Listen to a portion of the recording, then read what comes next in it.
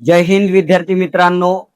मी engineer Jitendra Suresh पिंपळशेंडे, संचालक उडान the career academy Chandrapur. तर आज आपण उडान अकॅडमी या युट्यूब चॅनलच्या माध्यमातून मिश्रणे या घटकांवरती आलेले काही प्रश्न आपण आज घेणार आहोत. तर मिश्रणे हा चॅप्टर शिकत असताना तुम्हाला गुणोत्तर व प्रमाण या चॅप्टरचं थोडंफार नॉलेज असणं गरजेचं आहे. गुणोत्तर व प्रमाण हा चॅप्टर वाचा आणि देन त्याच्यानंतर मिश्रणे या चॅप्टर कडे तुम्ही तिथले जे प्रश्न आहेत ते सोडवून पाहण्याचा प्रयत्न करा.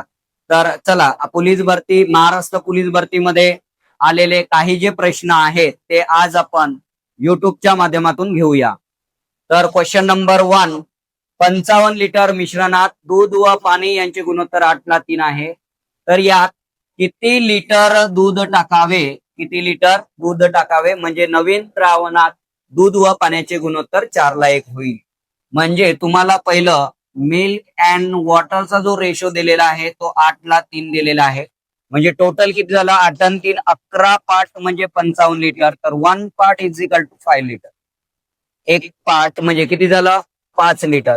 मग जर विचार केला मिल्क अँड वॉटरचा जो रेशो होता 8:3 होता, तुम्हाला किती करायचा आहे?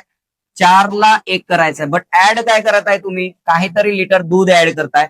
म्हणजे वॉटर क्वांटिटी जी आहे ती रिमेन्स कॉन्स्टंट असायला पाहिजे. जे काही पाणी ऍड करणार आहात तुम्ही ते सारखंच असायला पाहिजे, सुरुवातीच्या मिश्रणामध्ये सुद्धा आणि आताच्या मिश्रणामध्ये सुद्धा. मग सारखं ठेवण्यासाठी या गुणोत्तराला आपण 3 ने गुणूया. तर मग मिल्क अँड वॉटरचा जो रेशो होता तो 8:3 होता. 3 ने मल्टिप्लाय केल्यामुळे 12 हा किती बनेल? 3. ओके. तर मग जर विचार केला तर याच्यामध्ये किती पार्टचा फरक पडलेला आहे? 4 पार्टचा फरक पडलाय.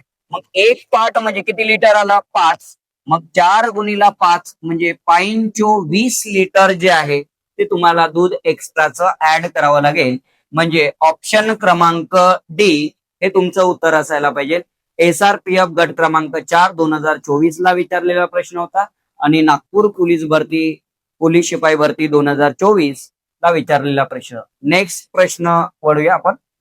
56 लिटर मिश्रणात दूध व पाणी यांचे गुणोत्तर 3:4 आहे. त्यामध्ये किती लिटर दूध टाकावे? म्हणजे दूधच टाकून राहिलेलो आपण. तर दूध व पाणी यांचे गुणोत्तर 5:4 होईल. जर बघितलं आपण मिल्क अँड वॉटर जो रेशो दिलेला आहे 3:4 दिलेला आहे.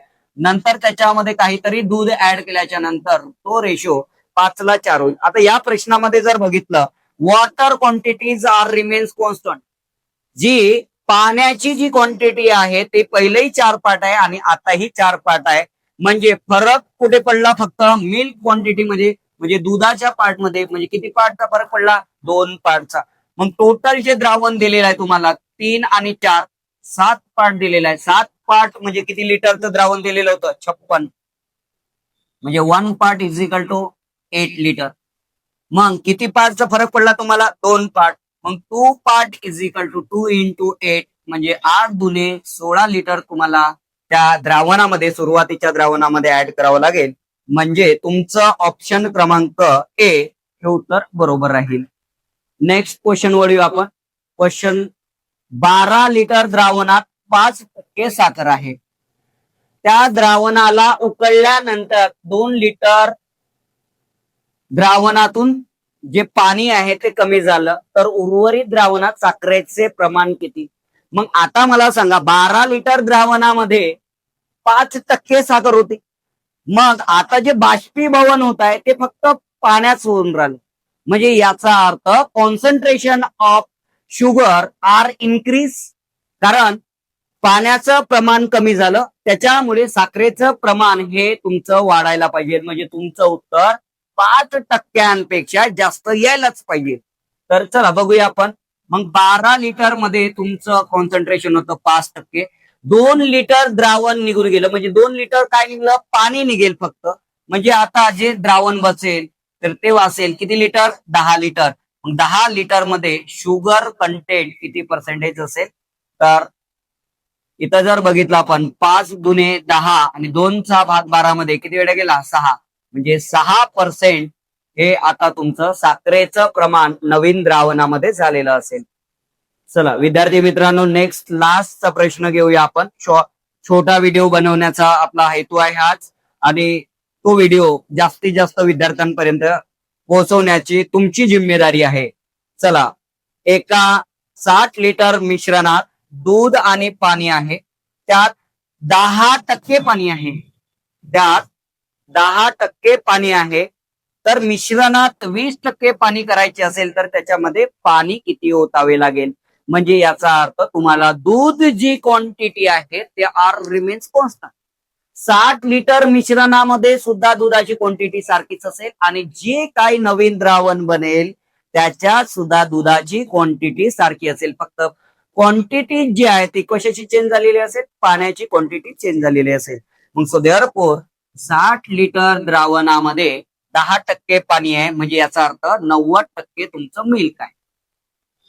मग 60 लिटर मध्ये तुम्ही काहीतरी पाणी ऍड करत आहे, तुम्हाला माहित नाही, तर त्याचं पर्सेंटेज, पाण्याचं पर्सेंटेज 20% व्हायला पाहिजे. म्हणजे दुधाचं कॉन्सन्ट्रेशन जे आहे ते किती टक्के होणार? मग 80%. सो देअरफॉर इथं जर आपण सॉल्व्ह केलं याला, तर 60 plus W is equal to 60 into 90 divided by 80. 20चा भाग 4 वेळा, 20चा भाग 3 वेळा, 9 तिरी 27. म्हणजे W is equal to 270 by 4 minus 60. साइन 24 म्हणजे 240. 270 मायनस 240 डिवायडेड बाय 4. मग वाचले किती तुमचे? डब्ल्यू इज इक्वल टू 30/4 म्हणजेच 15/2. 15/2 म्हणजे 7.5 लिटर तुम्हाला काय करावं लागेल? पाणी ओतावं लागेल. म्हणजेच तेव्हाच जाऊन पहिल्याच्या द्रावणात 10% होतं, मग आता 7.5 लिटर पाणी टाकल्यामुळे त्या द्रावणामध्ये पाण्याचं कॉन्सन्ट्रेशन किती टक्के होईल? 20% होईल. ओके, याच पद्धतीमध्ये प्रिव्हियस इयर क्वेश्चन पेपर जे आहेत महाराष्ट्र पोलीस भरतीचे, त्याच्यामध्ये चांगले चांगले जे प्रश्न विचारलेले आहेत ते आपण युट्यूबच्या माध्यमातून कव्हर करण्याचा प्रयत्न करत आहोत. तरी हा व्हिडिओ जास्तीत जास्त विद्यार्थ्यांपर्यंत शेअर करा, जेणेकरून आपण येत्या काही दिवसातच आपण तुमच्यापर्यंत डिजिटल बोर्डच्या माध्यमातून पोहोचण्याचा प्रयत्न करू. ओके, तर विद्यार्थी मित्रांनो, याच पद्धतीचं तुमचं सहकार्य आम्हाला हवं आहे, आणि तुमचं सहकार्य याच पद्धतीत लाभत राहील अशी मी तुमच्याकडून अपेक्षा व्यक्त करतो. जय हिंद, जय भारत.